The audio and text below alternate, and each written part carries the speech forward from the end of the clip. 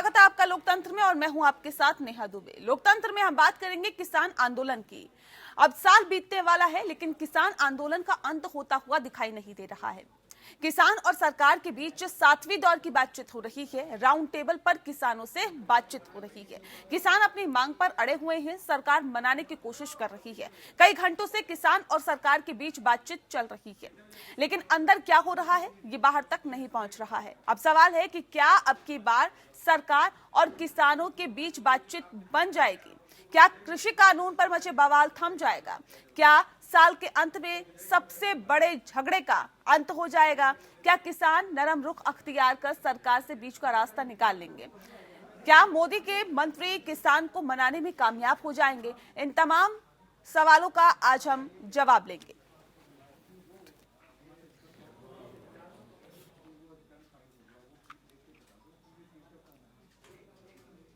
जी हां, तो आपको बता दें कि कई घंटों से बातचीत लगातार जारी है। सभी किसान संगठन से जुड़े प्रतिनिधि और सरकार के मंत्रियों की बातचीत लगातार जारी है। बताया ये भी जा रहा है कि इस बातचीत में 4 मुद्दे किसानों ने रखे हैं जिस पर वो असहमत है।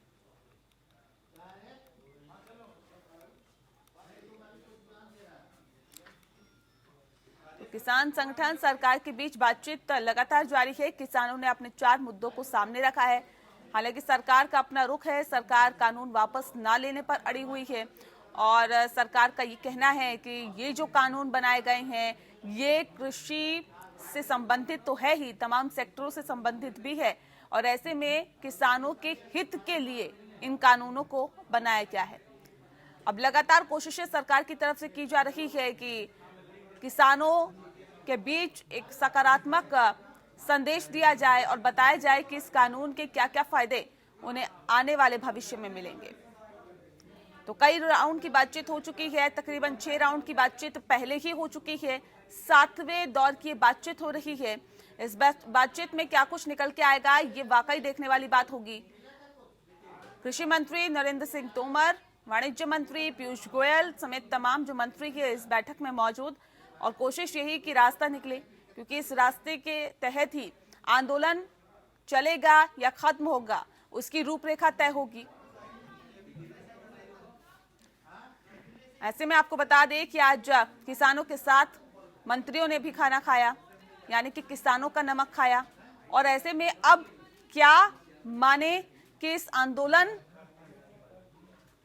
के खत्म होने का वक्त आ गया है। क्या इस बैठक में बीच का रास्ता निकलेगा? अगर नरम रुख अख्तियार करेगा तो कौन सा पक्ष करेगा?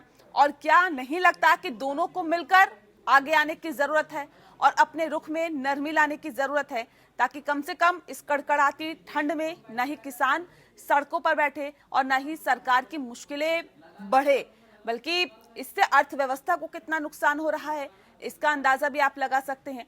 कृषि कानून, जो 3 कृषि कानून हैं जिसको वापस लेने की मांग लगातार की जा रही है, कृषि कानून पर अब कौन से पक्ष का क्या रुख होगा ये वाकई देखना दिलचस्प होगा यहाँ पर, क्योंकि ये बैठक लगातार की जा रही है। बताया जा रहा है कि तकरीबन 40 से ज्यादा संगठन से जुड़े हुए किसान नेता इस बैठक में शामिल हुए हैं और ऐसे में अपने अपने तर्क इस बैठक में रखे जा रहे हैं। सरकार की कोशिश यही कि इन कानूनों के बारे में और ज्यादा विस्तार से उन्हें बताए और ये समझाने की कोशिश करे कि देखिए ये कानून आपके हित में है, इससे आपको कतई घाटा नहीं होगा।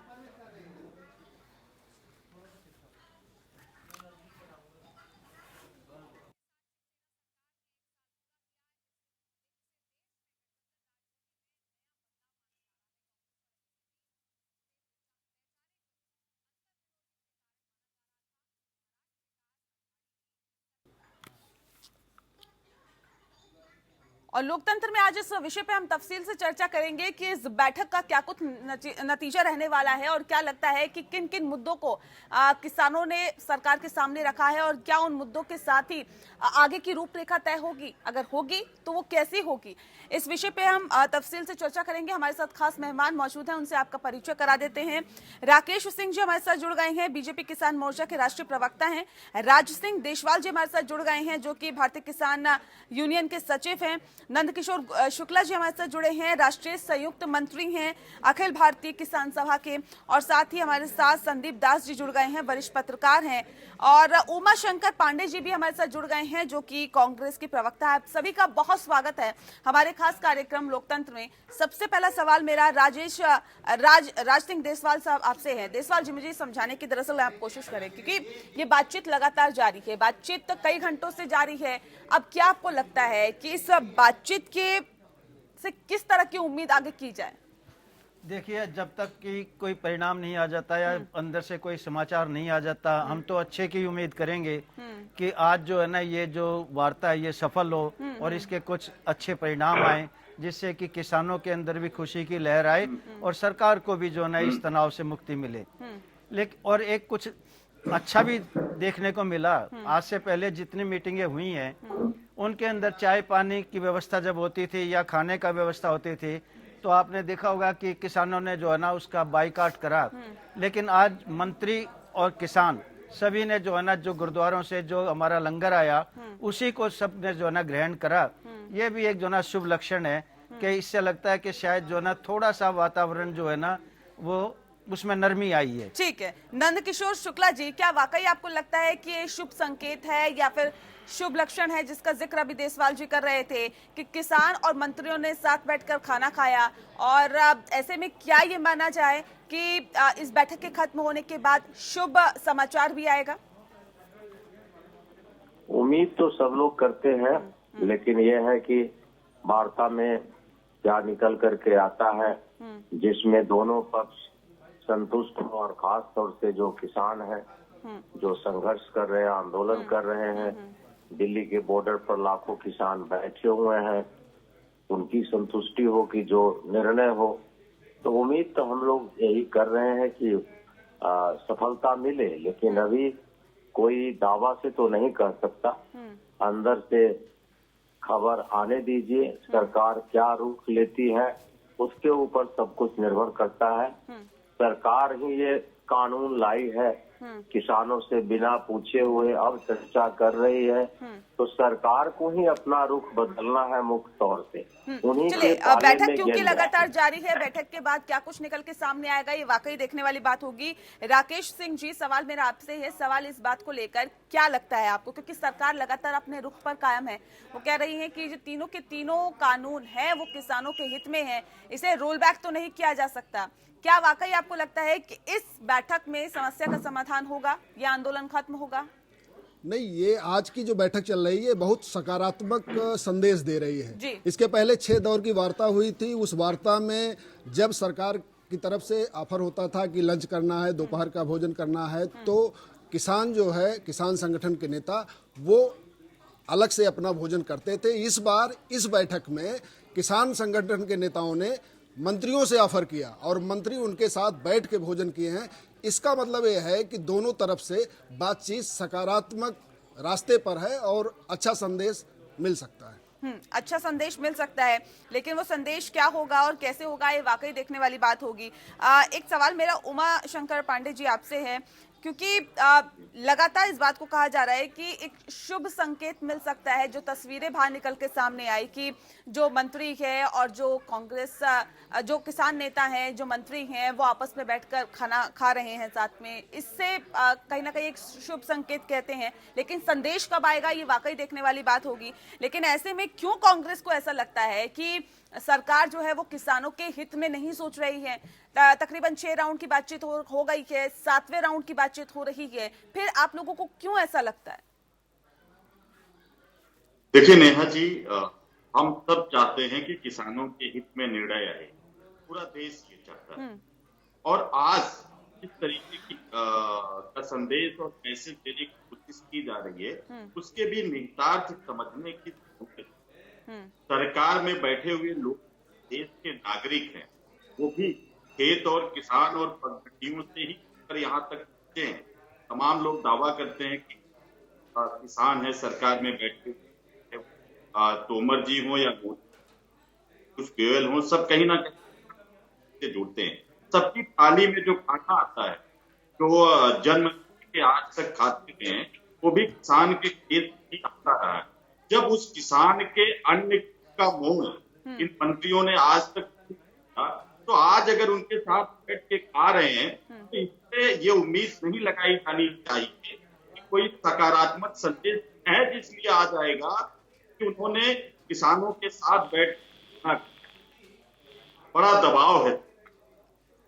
जिन लोगों ने इन्वेस्टमेंट किए हैं चुनाव में 2013 से लेके अब तक, उनका बड़ा दबाव है। और मुझे नहीं लगता है सरकार में इतना नैतिक बल है, सरकार में इतनी नैतिकता, संवेदनशीलता है, ठीक है, छूट पाएगी। ठीक है। संदीप जी से सवाल है मेरा। संदीप जी, सवाल है इस बात को लेकर, क्योंकि लगातार किसान इस तीनों कृषि बिल का विरोध कर रहे हैं। इनका कहना है कि जो कानून बनाया गया है ये किसानों के हित में नहीं है। लेकिन संदीप जी, अगर हम देखें तो ये जो कृषि कानून है इससे न सिर्फ किसान बल्कि और तमाम सेक्टर्स भी प्रभावित होते हैं। ऐसे में क्या आपको लगता है कि क्या ये जो कानून बनाया गया है ये वाकई किसानों के हित में है या फिर नहीं? मुझे बड़ा ताजुब लगता है कि जो कुछ पॉलिटिकल पार्टी बोलते हैं कि ये किसान के हित में नहीं है। हाँ। जी, इसीलिए सेम बिल 2012 में जब डीलिस्टिंग किया गया था फ्रूट्स एंड वेजिटेबल एपीएमसी मंडी के बाहर से, डीलिस्टिंग कर दिया कि एपीएमसी से बाहर रखेंगे, यही कांग्रेस गवर्नमेंट किया था। आपको अगर देखोगे पिछले जो लोग बोले कि डिबेट नहीं हुआ इस बिल के बारे में, आप देखोगे इसे बिल जो पहले वाला बिल जो यूपीए सरकार में बनाया जाता है करीब सेम चीज है। बेसिकली मैं ये कहना चाहता हूँ कि जो आज का जो मीटिंग था, बेसिकली अब चल रहा है अभी मीटिंग, बॉडी लैंग्वेज करीब सही है। एंड मैं बोला तो किसान जो लाखों किसान बोले, ये मत बोलिए लाखों किसान, ये पंजाब हरियाणा और उत्तर प्रदेश का कुछ किसान रहे, उसका वजह आप डिबेट कर सकते हैं। क्यों है? क्योंकि इनका जो पहले ही बताओ कि 8.5% जो टैक्स है इनको लगता है कि आप बताइए कौन सा स्टेट में, कौन सा पंजाब सरकार ने 8.5% टैक्स एफसीआई देता है, और वही चीज कॉटन कॉर्पोरेट कमेटी जो कॉटन खरीदती है उनको कोई टैक्स देना नहीं पड़ता है। तो ये सब जो राजनीतिक वो है, क्योंकि फायदेमंद होगा, क्योंकि अब सबसे बड़ा ताजुब भी है जो कॉन्ट्रैक्ट फार्मिंग का है, जो एक बहुराष्ट्रीय कंपनी है जो चिप्स बनाती है, वो पंजाब में है, वो महाराष्ट्र में है, वो पंजाब बंगाल का फार्मर से काम करती है। वहां जाकर पूछिए ना कॉन्ट्रैक्ट फार्मिंग में कितना लाभ हुआ, क्या उस किसान यहाँ प्रोटेस्ट कर रहे हैं? और सबसे बड़ी प्रोटेस्ट का तरीका क्या है? 35 दिन से प्रोटेस्ट कर रहे हो आप एक बार बदलता। किसान एक बहुत एक वाइटल स्टेक होल्डर है हमारे सोसाइटी में। बस तो रास्ते रोक कर रखना, मैं हमेशा ओपन रहा हूँ, रास्ता को रोक कर रखना और इतना इकोनॉमी रखना बहुत ही इकोनॉमी में। मैं थोड़ा सा 10 सेकंड लेना चाहता हूँ। तो मतलब आपका किसान अगर रास्ता रोकते हैं, कल जो कोल आता है ओडिशा झारखंड से पंजाब के लिए जाता है, वो भी अगर कोई लोग रोक दे तो मैं देखता हूँ कौन सा पावर प्लांट चलेगा पहले। और जो पंजाब में जो कितना घटा जो इन्होंने जो टेलीकॉम टावर जला दिए, टेलीकॉम टावर जो उन्होंने डिस्ट्रॉय कर दिया, तो किस तरह के किसान प्रोटेस्ट है। तो ये सब चीज 35 दिन हो गया, अभी ठीक है देसवाल जी, ठीक है, अपनी बातों को उठाना, अपनी मांगों को उठाना ठीक है, लेकिन जिस बात का जिक्र संदीप जी कर रहे हैं, क्या वो सही है? क्या देखिए, ये सही गलत का जो है ना, अगर आप इसकी व्याख्या में जाओगे तो बहुत कुछ जो है ना किसानों के पास भी कहने को है। अभी ये जो सज्जन बोल रहे थे, इनके किसानों के पास कहने को है, हाँ, लेकिन नहीं, क्या मैं कोई ऐसा तरीका अपना सकते हैं जो कि सही नहीं हो? आप ये बता दीजिए कि जब ये सितंबर से ये शुरू हुआ, ये धरना प्रदर्शन जो है ना पंजाब से शुरू हुआ, कोई इन्होंने जो है ना कोई ऐसे काम करा था जिससे कि आप यूं कह दो कि ये नुकसान करा था? ये देखो, जब रेलों के ये पटरी पे बैठे थे और वो कहने पे जो है ना जैसे हुए, तो वो ये वहां से उठ भी गए थे। फिर ऐसा नहीं है, किसी के ऊपर उंगली उठाने से पहले जो है ना सोच लेना चाहिए। किसान एक सॉफ्ट टारगेट है, उसको जो है ना आराम से कर लो। रही बात इनकी कहने की, सज्जन की, कांग्रेस ने किसानों का क्या भला करा? कांग्रेस ने सिर्फ किसानों की जड़ें खोदी, और ये जो आई हैं इन्होंने बिल्कुल उसको बर्बाद कर दिया। हमने तो कभी ऐसा में कांग्रेस को तो हम अब भी कहते हैं कि भाई आप तो जो है ना ही बोलो तो अच्छा है। ठीक है, उमा शंकर जी से इस पर रिएक्शन ले लेते हैं। उमा शंकर जी, अगर आज आप विपक्ष में हैं तो विपक्ष में रहकर किसानों का मुद्दा उठा रहे हैं, कह रहे हैं कि किसानों के हित में फैसला लीजिए, लेकिन देसवाल जी का कहना है कि जब आप सत्ता में थे तब कौन सा किसानों का हित सोच लिया आपने? देखिए मैं उन लोगों की बात बहुत ज्यादा करना नहीं चाहिए जिनका या तो ज्ञान कम है या तो उनका ज्ञान किसी थ्योरी में कैद है। ये लोग शायद जानते नहीं, इन्होंने कांग्रेस का पढ़ते। मेरा सजेशन है, पहला किसान आंदोलन देश में कांग्रेस पार्टी के पंडित जवाहरलाल नेहरू जी के नेतृत्व में 1917 में उत्तर प्रदेश प्रतापगढ़ से शुरू हुआ था। इसमें अवध किसान संगठन नाम का किसानों का सबसे बड़ा संगठन बना था। इसका बहुत बड़ा जनसभा 1920 में प्रतापगढ़ में हुआ। लोग नहीं समझते हैं कि देश आजाद हुआ था, इस देश में खाने को अनाज नहीं, किस तरीके से अमेरिका से लेने को देश मजबूर था। इस तरीके से इंदिरा गांधी जी, राजीव गांधी जी ने हरित क्रांति के माध्यम से स्वामीनाथन जी चेयरमैन थे। इसी पंजाब की धरती से उन्नत बीज, उन्नत खाद, ये सब चीजें बनाई गई और आज देश धन धान्य से भरपूर हुआ। जो लोग कह रहे हैं कांग्रेस से, उन लोगों ने अपनी नैतिकता गड्ढे में लेकिन तमाम चीजें ठीक है, तमाम चीजें ठीक है। उमा शंकर जी, सवाल इस बात को लेकर है कि किसानों के क्या बेहतरी के लिए जो आपने कदम उठाए गए उसका जमीनी हकीकत क्या है, आउटपुट क्या निकल के उसका सामने आया, ये सवाल मैं आपसे लूंगी। हरीश श्रीवास्तव जी हमारे साथ जुड़ गए हैं, बीजेपी के प्रवक्ता हैं। हरीश जी, बहुत स्वागत है आपका। मैं आपकी तरफ आऊंगी लेकिन इस पर रिएक्शन ले लेती हूँ मैं अभी उमा शंकर जी से। उमा शंकर जी जवाब ले लीजिए। जी जी बिल्कुल, जी जी जी। देखिए, सीधा सा किसी का मापदंड होता है उसका परिणाम, और परिणाम ये बताता है कि देश की आजादी के समय खाने को अन्न, आज वो अन्न से भरपूर है। क्या ये इस बात का प्रमाण है? कांग्रेस की रणनीति थी, कांग्रेस की दिशा सही थी। सर, ये दिशा सही थी नहीं थी ये आप तय करेंगे क्या? नहीं, ये आप तय करेंगे क्या? ये आप तय करेंगे, किसान तय करेंगे? तय कर रहे हैं, ये परिणाम तय कर रहे हैं। नहीं, ये कौन तय करेगा? परिणाम तय कर रहे हैं कि देश सर, जो परिणाम निकल के सामने आया पांडे जी, ये जो परिणाम निकल के सामने आया, आपको पता है क्या आंकड़ा है किसानों के खुदकुशी करने का? आपको पता है क्या आंकड़ा है किसानों के खुदकुशी करने का? क्यों किसान आत्महत्या कर रहे थे? अगर हाँ आपने बेहतरी के लिए कदम उठाए तो आज ये स्थिति क्यों है? आज ये स्थिति क्यों है, आप बताइए किसानों की। नेहा जी सुन लीजिए, आपकी क्या मजबूरी में, जब यूपीए सर, किसी की कोई मजबूरी नहीं है, किसी की कोई मजबूरी नहीं है सर। जो सवाल आपसे पूछा जा रहा है उसका जवाब दीजिए। किसी की कोई मजबूरी नहीं है और किसी दबाव में हम सवाल नहीं पूछते हैं।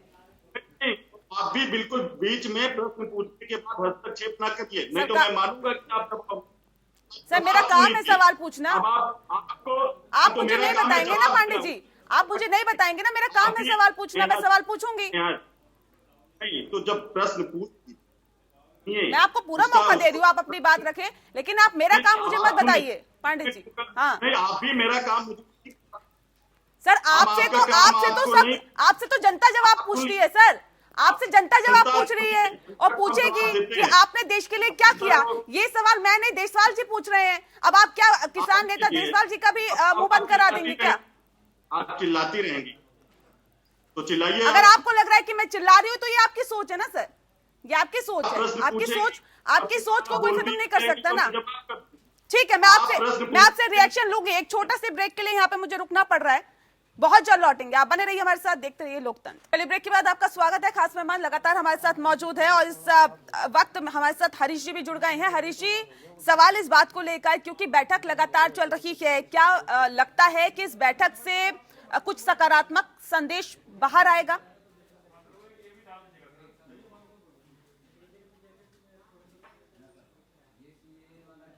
हमारी सरकार पूरे इस उम्मीद के साथ वार्ता कर रही है कि ये जो किसान आंदोलन है इसका ये समाप्त होगा और जो किसान भाई हैं वो सरकार जो अपने प्रस्ताव रख रही है उस पर सहमत होंगे और इस समस्या का समाधान निकलेगा, क्योंकि समस्या का समाधान संवाद से ही निकलता है, सियासत से नहीं। सरकार तो लगातार ये 7वें दौर की वार्ता है, लगातार इस प्रयास में है कि किसान भाई जो किसानों के हक में किया गया निर्णय है उसको माने, और जो उनको कठिनाई पेश आ रही थी, जहां जहां सरकार तमाम स्थानों पे उस पर संशोधन करने को तैयार है। तो अब मुझे लगता है कि किसान भाइयों को ये जो संवाद चल रहा है सरकार के साथ, उस पे इनको अपनी सहमति जताना चाहिए और ताकि इस समस्या का समाधान हो सके। ठीक है, उमा शंकर जी कुछ कहना चाह रहे, जल्दी से अपनी बात रखिए, फिर राकेश जी का रुख करेंगे। हेलो जी, देखिए आप आंकड़ों की बात कर रही हैं, आत्महत्याओं की बात कर रही हैं, मैं आपको पूरी चुनौती के आप हमें आंकड़ा बता दीजिए, आपके दर्शक जान जाएंगे। मुझे आंकड़े पता है कि हमारे यूपीए 2 और यूपीए 1 में किसानों की आत्महत्या का क्या आंकड़ा था, आज के डेट में क्या आंकड़ा है। मैं आपको पूरी चुनौती, क्योंकि आपने प्रश्न उठाया है, पूरी चुनौती से मैं कह रहा हूँ, आप बताइए। सर आइएगा कभी, इस पे अलग से डिबेट करेंगे। अभी आप इस मुद्दे से भटकिए नहीं, देखिए आप मुद्दे से मत भटकिए, अभी आप मुद्दे से मत भटकिए। उमा शंकर जी देखिए सुनिए चीजों को सुनिए। उमा शंकर जी पांडे जी, मैं उमा शंकर जी को जवाब दे पांडे जी, मैं उमा शंकर जी को जवाब दे देता हूँ।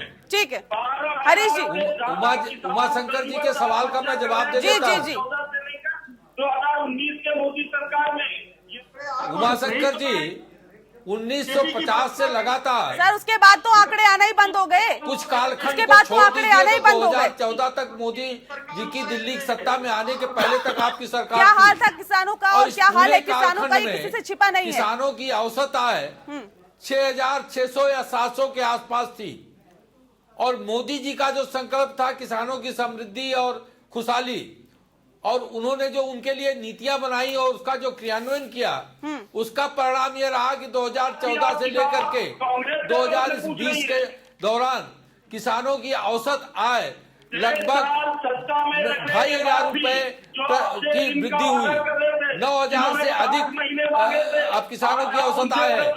तो ये मोदी जी के किसानों के प्रति जो उन्होंने नीति अपनाई, जो उनके खुशहाली और समृद्धि के लिए काम किया। पांडे जी रुक जाइए, सुन लीजिए और अगर सुन लीजिए किसानों की आराम से आंकड़ा देखना चाहते हैं, अगर इतने बेहतरी के लिए आपने कदम उठाए पांडे जी, तो आज एक सेकंड रुक जाइए। आपके 72,000 पे विश्वास नहीं किया किसानों ने, याद रखिए का किसान आपके 72,000 पे विश्वास नहीं किया किसानों ने। ठीक है, अब उस मुद्दे पे जाएंगे, बहुत डिटेल हो जाएगा। ये आपको बीजेपी से पूछना पांडे जी सुन लीजिए क्या रट के आए हैं सर कि आपको कितना बोलना है, इतना सोच के आए हैं क्या आपको कि कितना बोलना है। दूसरों को भी सुनिए, ये डिबेट हो रही है, यहाँ पे हर किसी को मौका मिलना चाहिए बोलने का। हाँ, मुद्दे की ही बात मैं कर रही हूँ, मैं मुद्दे की ही बात कर रही हूँ कि 2017 के बाद से कोई एनसीआरबी का आंकड़ा नहीं आया, लेकिन उससे पहले के जो आंकड़े हैं उस पर गौर करिए, फिर बात करिएगा। नहीं ठीक है राकेश जी, ठीक है सर, ठीक है राकेश जी, अगर आप जो भी बात करें आप मिलेगा। सर मुझे मत बताइए ना, आप मुझे मत बताइए, अपना काम तो आप ठीक से करिए। पांडे जी ऐसे नहीं होता ना, ऐसे नहीं होता है। जवाब उसी को मिलेगा, पूरा ठीक है, एक सवाल मेरा राकेश जी आपसे, कहाँ क्या कुछ मुद्दे रखे गए हैं, क्योंकि 4 मुद्दे रखे गए हैं इस बैठक में जो 4 मुद्दे रखे गए हैं, क्यों उन मुद्दों पर सहमति नहीं बन पा रही? नहीं, मुद्दों पर बातचीत हो रही है लगातार। जैसे भ्रम की बात की जाती है ना, इनको जो उमा शंकर जी बात कर रहे हैं कि नेहरू का आंदोलन था, अरे इनका ज्ञान दुरुस्त कर देना चाहता हूं। अवध किसान सभा का किसान आंदोलन था, अवध किसान आंदोलन 100 साल हो रहे हैं उमा शंकर जी। जवाहरलाल नेहरू का वो आंदोलन नहीं था। पहले तो इतिहास कांग्रेस का आप ठीक से पढ़ लीजिए, और सारे आंदोलन को आप कांग्रेस का आंदोलन, बाबा रामचंद्र झिंगरू सिंह इनका आंदोलन था, अवध किसान आंदोलन। और दूसरी बात दूसरी बात अटल बिहारी वाजपेयी के सरकार में स्वामीनाथन किसान आयोग बना। किसान आयोग की रिपोर्ट 2006 में आ गई।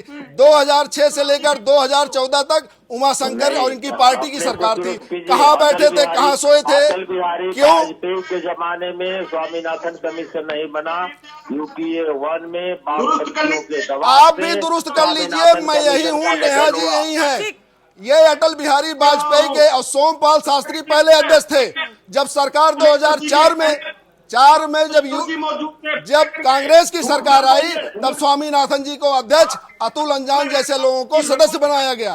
तो ये आप दुरुस्त कर लीजिए, जानकारी नहीं है। चलिए मुद्दे पे आते, देखिए मुद्दे से नहीं भटकना, हमें मुद्दे से नहीं भटकना। हम यहाँ पे किसानों के भलाई के लिए बैठे हैं सर।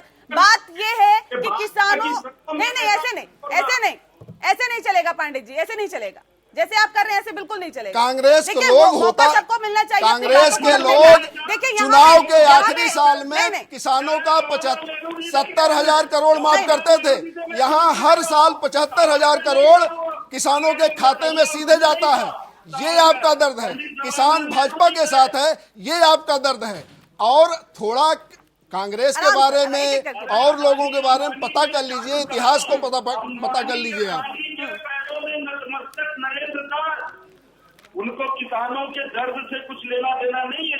हाँ, आपका बांड्रा से है, आपका बांड्रा और जमीन से पुराना रिश्ता है। भारतीय जनता पार्टी अडानी अंबानी के कांग्रेस तो बांड्रा कंपनी बन गई है ना।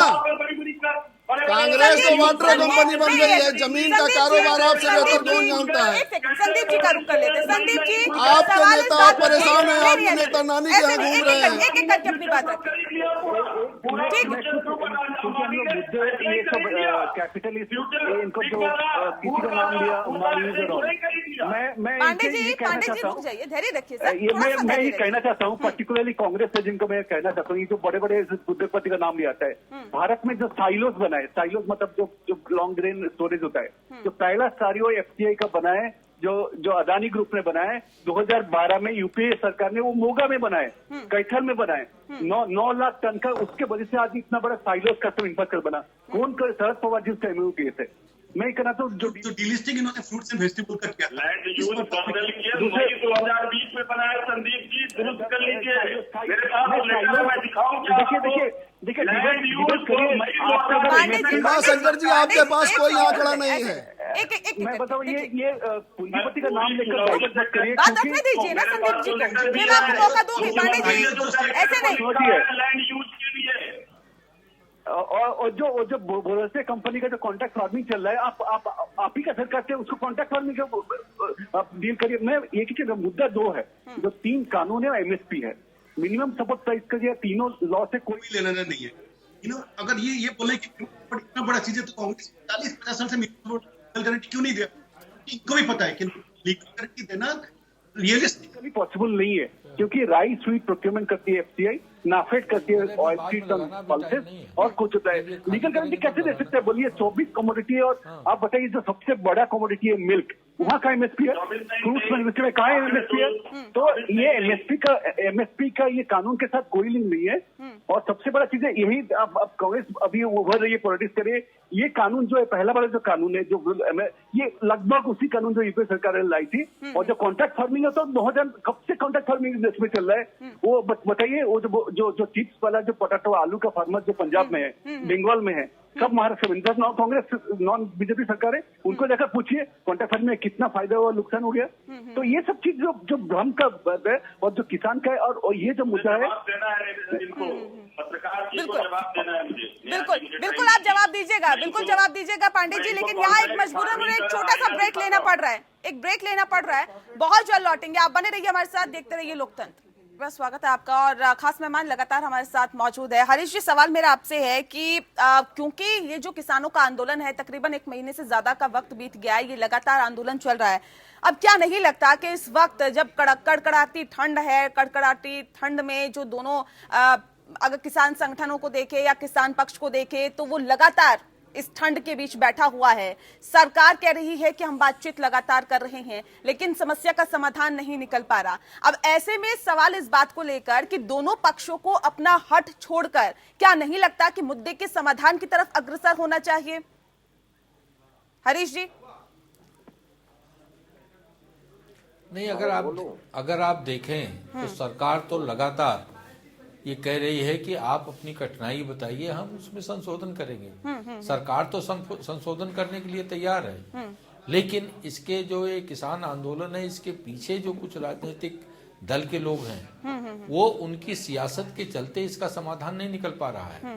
क्योंकि जो किसान संगठन जो आज आंदोलन के लिए बैठे हैं या जो वार्ता के लिए आते हैं, वो लगातार जब देखिए तब वो जब आप सुनेंगी तो वो कहेंगे साहब हमको कोई और नहीं, ये कानून वापस ले सरकार। तो ये तो कोई समाधान नहीं हुआ, ये तो कोई बात नहीं हुई। सरकार जब आपकी जो कठिनाइयां हैं उसको एक मर्यादित दायरे में उसको दूर करने के लिए तैयार है तो आपको भी आगे आना चाहिए। समस्या का समाधान सियासत से नहीं होता, संवाद से होता। सरकार लगातार संवाद के लिए अपने दरवाजे हमेशा किसान भाइयों के लिए खोले हुए हैं, लेकिन इसके पीछे जो कुछ सियासी चाल कुछ राजनीतिक दलों की है जो उनको जनता स्पेस नहीं दे रही है, तो इस किसान आंदोलन के माध्यम से वो राजनीति की रोटी सेकना चाहते हैं।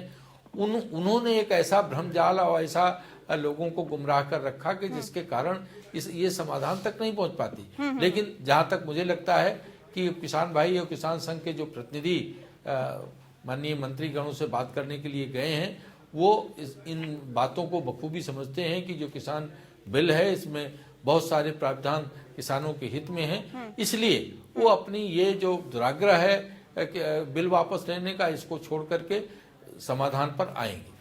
ठीक है। नंदकिशोर शुक्ला जी, सरकार कह रही है कि हम समाधान के लिए अग्रसर है और हम चाहते हैं कि समाधान हो। हम चाहते हैं, अगर किसान ये चाहते हैं कि संशोधन हो कानून में, तो संशोधन के लिए भी हम तैयार है। फिर कहाँ दिक्कत है? संशोधन की मांग को लेकर ही तो किसान पहले सड़कों पर उतरना शुरू हुए थे। हाँ, किसान तो आंदोलन में है लगातार, और ये कहना, ये दो बात गलत है। एक कि ये सिर्फ पंजाब का आंदोलन है। आज पंजाब, हरियाणा, राजस्थान, मध्य प्रदेश, उत्तर प्रदेश, गुजरात के भी लोग आ गए हैं उस आंदोलन में, उत्तराखंड, हिमाचल प्रदेश। ठीक है, पंजाब से शुरू हुआ, इसका ये मतलब नहीं है कि ये सिर्फ पंजाब का आंदोलन है। और जो बिल है वो सारे देश का है। सारे कल पटना में 25,000 लोगों का प्रदर्शन हुआ इस बिल के खिलाफ। इसलिए ऐसा नहीं है कि सिर्फ एक प्रदेश का है।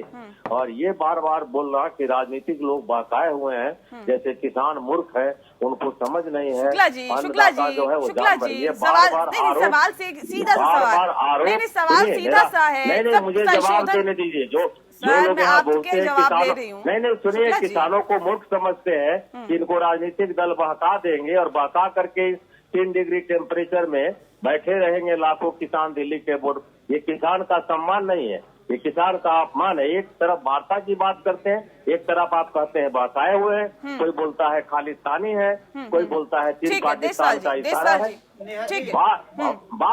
बात कीजिए, बात करने के लिए किसान तैयार है, बार बार जा रहे हैं। उनके खिलाफ बिल है, उनसे पूछे बिना आपने बनाया है। आपको तो सुप्रीम कोर्ट ने इशारा किया कि कानूनों को कम से कम निलंबित कर दीजिए, ज्वाइंट कमेटी बनाइए। देशवाल जी से रिएक्शन ले लेते हैं इस बार। देशवाल जी, सवाल इस बात को लेकर है, सरकार तो कह रही है संशोधन के लिए हम तैयार है, फिर कहाँ दिक्कत है? ऐसा है नेहा जी, आप बाद में मेरे को टाइम दे या ना दे, अब ये जो कांग्रेस, बीजेपी और ये कॉर्पोरेट सेक्टर के जो डिफेंड कर रहे हैं, नहीं, वरिष्ठ पत्रकार, अच्छा वरिष्ठ पत्रकार हैं, मैं इन सब से हाथ जोड़ के विनती करता हूँ, दो बात मेरी भी सुन लेना। मूर्ख आप लोगों ने कह दिया हमें, ना समझ हमें कह दिया, भ्रम की स्थिति में हमें कह दिया। हाँ भाई, हम सब कुछ हैं, आप लोग देश के विद्वान हैं, चाणक्य हैं, हमने ये स्वीकार कर लिया। तभी तो हमारी ये दुर्दशा हो रही है कि हम सड़क पे पड़े हैं, आप लोग अपने अपने भवनों में हो। चलो, हम आपकी ये बात भी मानते हैं। कांग्रेस ने हमारा इतना भला करा कि जिसका हमारे पास कोई शब्द नहीं, बहुत भला करा। और बीजेपी का तो कोई जवाब ही नहीं, इसने तो इतना भला कर दिया कि हमें जो है ना पूरा का पूरा जो है ना पूरा जीटी रोड दे दिया। अब कहीं लेटो, कहीं बैठो, कहीं खाओ और मौज लो। अगर आप लोगों ने इतना कर दिया तो आज ये किसान क्यों पड़े हैं यहाँ पे सड़कों के ऊपर? और ये कह देना कि ये पंजाब का या हरियाणा का, मैं कह रहा हूँ ये एक डिस्ट्रिक्ट का लगा लो, आप एक गांव का लगा लो। एक गांव का आदमी इस देश का वासी है या नहीं है? आप लोग तय करोगे कौन देशद्रोही है, कौन देश प्रेमी है। क्या कर रहे हो आप लोग? कांग्रेस ने जो किया हम उसका भी धन्यवाद करते हैं, जो भाजपा कर रही है वो भी ठीक है। भाजपा ने जैसे 2014 में सत्ता में आई, प्रधानमंत्री ने अपने इरादे बिल्कुल स्पष्ट कर दिए थे उसी समय। यह भूमि अधिग्रहण बिल जो कि पास किया गया था कांग्रेस के टाइम पे, वो पूरा का पूरा बीजेपी की सहमति से बना हुआ बिल था। आते ही इन्होंने फिर वही बात आएगी कि आप इनके नाम मत लो। ये बड़े बड़े जो कॉर्पोरेट सेक्टर हैं, उन लोगों ने SEZ के तहत जो ये मामले चल रहे थे, जमीनों के भाव को दोबारा से जो है ना तय करने की कोशिश करी, सर्कल रेट बनाने की कोशिश करी। उसमें ये पास हुआ था जो हाईएस्ट रजिस्ट्री होगी उसके अनुसार पेमेंट मिलेगी। वहां पर जो है ना भारतीय जनता पार्टी की ये जो सरकार है, मोदी सरकार, ये उस समय असफल रही और ये उस बिल को जो है ना आगे नहीं ले पाई। पहला अटैक इन्होंने उस समय किया था। और दूसरा ये समस्या का दूसरा समाधान बिल सर क्यों नहीं हो पा रहा? अब हमें चाहिए कि समस्या का समाधान हो। जो किसान है वो लगातार 1 महीने से ज्यादा वक्त हो गया समस्या का समाधान नेहा जी, आप देख रहे हो किस किस तरीके के एक छोटे स्तर पे अगर ये विचार हैं, ये कहां से, इनके जितनी बातें आप सुनोगे वो ये वही बातें हैं जो रोज अखबारों में आ रही है ना, उनको पढ़ के आके और ये बोल देते हैं और ये विद्वान बनते हैं, चाणक्य बनते हैं फिर इस देश के। भाई हमें ये बता दो ऐसे में कि हमने क्या गलती कर रखी है। जिस समय हमारे देश भूखा मर रहा था उस समय पे हरित क्रांति आई और सबसे ज्यादा जो उत्पादन बढ़ा वो पंजाब, हरियाणा, वेस्टर्न यूपी इसमें बढ़ा। अगर आप स्टेट की अपनी उनकी प्रोडक्शन देख लो और उनकी लागत वो खर्चा देख लो कितना है। हमारे यहाँ पे मैं अपनी बता रहा हूँ, अगर मेरे पास 100 किलो धान होती है ना तो उसमें से मैं 5 किलो भी इस्तेमाल नहीं करता साल में। हम लोग राइस ईटर नहीं है। हमारे यहाँ जो गेहूं होता है वो अगर वो भी जो है ना मैक्सिमम हम इस देश को देते हैं। आप किए हुए पे हमें गालियां ना दो, हमने कुछ बिगाड़ा नहीं है इस देश का, ठीक है, चाहे किसी भी तरीके से हमने इनके साथ अच्छा किया हुआ है। और आप हमें जो है ना कांग्रेस कहती है मैंने बहुत कर दिया, बीजेपी कहती है हरीश जी से रिएक्शन ले लेते हैं। हरीश जी सवाल इस बात को लेकर है कि सरकार लगातार इस बात को कह रही है कि देखिए संशोधन के लिए तो हम तैयार है, लेकिन अगर आप ये कहें कि पूरा का पूरा जो किसान बिल है, कृषि बिल है, उसको जो कानून का रूप दिया गया है वापस लीजिए, उसे वापस लीजिए। लेकिन सरकार कह रही है कि वापस तो नहीं होगा। ऐसे में किसान कह रहे हैं कि अगर वापस नहीं होगा तो हमारा आंदोलन चलता रहेगा। कैसे बीच का रास्ता निकलेगा सर? हरीश जी नहीं, देखिए मैंने कहा ना कि ये कोई ये हठबाजिता से किसी समस्या का समाधान नहीं होता। ये तो हठबाजिता हुई कि नहीं, हमको साहब ये नहीं ये चाहिए नहीं, क्या मात्र किसान हठबाजिता कर रहे हैं, सरकार नहीं कर रही। रिपील करना कोई सरकार भी तो समस्या कर का रही है ना। समाधान नहीं है। सरकार को भी तो बोलो संबंध ढंग से किसान के जो किसान भाइयों के जो नेतागण हैं वो इसको सोचेंगे और समाधान की तरफ आगे बढ़ेंगे। बिल्कुल, इस विषय पर गंभीरता से सोचने की जरूरत है, क्योंकि आंदोलन आखिर कब तक चलता रहेगा ये भी एक बड़ा सवाल यहाँ पर बन जाता है। ये जो संशोधन की बात है, 15 में से 12 संशोधन जो है ना सरकार स्वीकार कर चुकी है कि 12 हैं, 3 बचे हुए हैं। उनको होल्डिंग का जो एक लिमिट है, होल्डिंग की लिमिट जो पहले एसेंशियल कमोडिटीज एक्ट है उसमें जो थी उसको इन्होंने खत्म करके अब आप कितनी भी होल्डिंग कर सकते हो। अरे सब जानते हैं जब ज्यादा होल्डिंग करेंगे तो ब्लैक मार्केटिंग होगी, काला बाजार होगा। जिस समय हमारी फसलें आएंगी ये अपना जो स्टॉक है बाहर मार्केट में छोड़ के हमारी फसलों को पीट देंगे। ये मंडियां 2 साल में अपने आप मर जाएंगी, उनके पास पैसा ही नहीं रहेगा अपने एम्प्लॉइज को देने के लिए। बेवकूफ नहीं है हम, हमसे जो है ना बहुत हो गया। मेरे ख्याल से जो है ना हम लोगों ने भी एमएससी, बीएससी और यूपीएससी के लिए सवाल इस बात को लेकर कि जहां जहां पर असहमति है देशवाल जी, वहां पर अगर संशोधन करने के लिए 12 पॉइंट पे मान ली 12 पे कहते हैं 12 ये 3 वो हमने कहा इस होल्डिंग को खत्म करो। इस होल्डिंग को जो है ना जो आपने पिछला एसेंशियल कमोडिटीज एक्ट है ए भी जो लगाया है, ए बी को जो आप रिमूव करो। दूसरी बात है कि एमएसपी को लीगल गारंटी दे दो। जब बाहर उनको सस्ता नहीं मिलेगा कॉर्पोरेट सेक्टर को, वो नहीं आना लेने। यानी कि माने कि क्योंकि किसान अपने रुख पर कायम है, किसान जो है ना ये सरकार कायम है तो ये आंदोलन चलता रहेगा। ये आंदोलन अगर ये ऐसे रहा तो चलता रहेगा। देखिए देशवाल जी 2 चीजें बता रहे हैं, ये कि कोई पूंजी वाला कोई उद्योगपति आके इनका जो अनाज है वो स्टॉक कर लेगा। जब ये कानून बना था तब आपके यहाँ उत्पादन कम था, आपके यहाँ खपत ज्यादा थी। इतने दिन 92 से लेकर अब तक ये पूरा देश और सारे सेक्टर आर्थिक उदारीकरण की तरफ गए हैं। ये बताइए कि आपके खेत में आपका गेहूं कोई कॉन्ट्रैक्ट फार्मिंग के जरिए पैदा करता है, आपसे समझौता करता है और वो ऑस्ट्रेलिया सप्लाई करना चाहता है और उसको 1 महीने या 15 दिन उसको रखना है, तो कल तो एसडीएम पहुंच जाएगा। आप सामान अगर आपका उत्पादन बाहर नहीं जाएगा, मार्केटिंग नहीं होगी, बाजार नहीं मिलेगा, तो आप तो पहले से स्थिति, अगर मंडियां इतनी अच्छी थी तो अभी तक बाजार खोलने की बात, मुझे जहां तक जानकारी है महेंद्र सिंह टिकैत जी लगातार बाजार खोलने की बात कर रहे थे। हाँ कुछ समस्याएं हो सकती है। मान लीजिए आपको लगता है कि आपसे बातचीत नहीं हुई कानून से पहले, जो समस्या आज अवसर है, आज अवसर है बातचीत करने के लिए सरकार तैयार है और सरकार आज बातचीत अवसर है लगातार उस कर बात रही को आगे है। बढ़ाइए। ठीक है, इस मसले को हम आगे बढ़ाएंगे, इस विषय पर लगातार चर्चा करते रहेंगे। एक छोटे से ब्रेक के लिए रुकना पड़ रहा है, बहुत जल्द लौटेंगे, आप बने रहिए हमारे साथ। के बाद स्वागत है आपका। हम बात कर रहे हैं क्योंकि किसानों की लगातार किसानों का आंदोलन जारी है और ऐसे में सवाल इस बात को लेकर कि आखिर ये किसानों का आंदोलन कब तक जारी रहेगा। हालांकि किसान संगठन और सरकार के बीच लगातार बातचीत हो रही है, लगातार बैठक की जा रही है, लेकिन समस्या का समाधान होगा क्या, कुछ सकारात्मक रुख देखने के लिए मिलेगा, ये वाकई देखने वाली बात होगी। खास मेहमान लगातार हमारे साथ मौजूद हैं। एक सवाल इस बात को लेकर है यहाँ पर नंद किशोर शुक्ला जी, क्योंकि अभी समस्या का समाधान होता हुआ दिखाई नहीं दे रहा। हर रोज यहाँ पर अर्थव्यवस्था में नुकसान हो रहा है, हर रोज तकरीबन अरबों रुपए का नुकसान हो रहा है सरकार को। क्या वाकई आपको लगता है कि ये आंदोलन यूं ही चलता रहना चाहिए? ना सिर्फ सरकार को दिक्कत बल्कि किसानों को भी दिक्कत हो रही है। शुक्ला जी, लगता है आवाज उन तक नहीं पहुंच पाई। देसवाल जी, आपसे सवाल। देखिए, एक बात तो हम कोई नहीं चाहता कि ये मामला जो है ना लंबा खींचे। एक कोरोना काल है, दूसरा जो है ना जिनके परिवार के आदमी यहाँ पर आए हुए हैं, एक कल्पना करके देखिए, अगर आपके परिवार का कोई आदमी इस तरीके से सड़क के ऊपर बैठा रहे, क्या वो परिवार सुख शांति से जो ना रात को सो सकता है अपने घर में? हम लोग इतने ज्यादा तनाव में हैं। नरमी अगर आप दिखाएंगे कहां तक दिखा सकते हैं मुझे बताइए, क्योंकि हम कार्यक्रम के आखिरी पड़ाव में हैं, क्योंकि ये बैठक लगातार चल रही है। किसानों की तरफ से कितना नरम रुख अख्तियार किया जा सकता है? देखिए, एक बात तो हमारी हालत बिल्कुल वैसे है जैसे एक फरियादी की होती है। फरियाद राजा के ऊपर क्या नरमी करेगा, क्या सख्ती करेगा? वो तो कुछ नहीं कर सकता फरियादी। हमारी तो फरियाद है इस प्रधानमंत्री से कि आप अपने इन बिलों को वापस ले लो और जो हमारी एमएसपी है उसको जो ना लीगल गारंटी दे दो।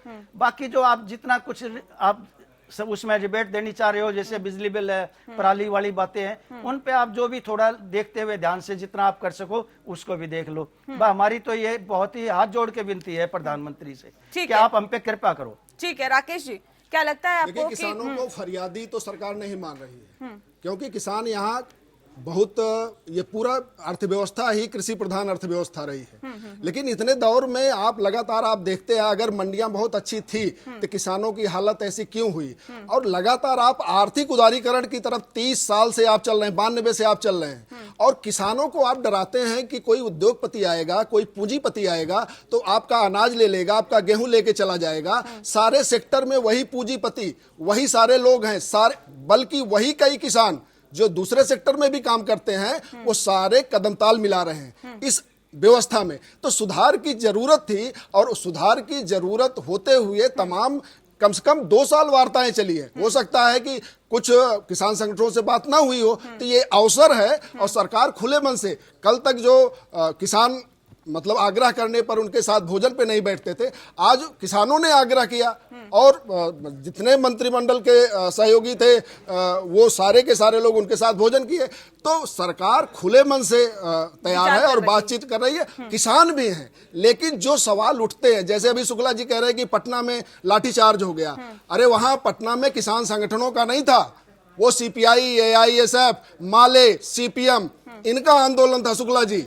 तो ये लोग जब तक अड़चन डालेंगे तब उस वजह से दिक्कत होती है। कांग्रेस के आज इतने अच्छे वातावरण में बातचीत हो रही है, दोनों पक्ष साथ में बैठ के भोजन कर रहे हैं, कांग्रेस को ये ठीक नहीं लग रहा है। तो ये लोग जो हैं, जो लगातार कई मोर्चों पर मोदी सरकार के सामने फेल हुए हैं, वो इसका किसानों के कंधे में बंदूक रख रहे हैं। जिस बात का जिक्र अभी कर रहे हैं राकेश जी, कि अगर किसानों की और सरकार की बातचीत हो रही है तो कांग्रेस नहीं चाहती कि समस्या का समाधान हो, ऐसा है क्या? केवल इनसे एक बात सुन लीजिए, एक बात इनसे पूछ लीजिए कि जब 2012 में किसान समिति के अध्यक्ष नरेंद्र मोदी मुख्यमंत्री गुजरात थे, उन्होंने एमएसपी को गारंटी करने के लिए क्यों कहा था?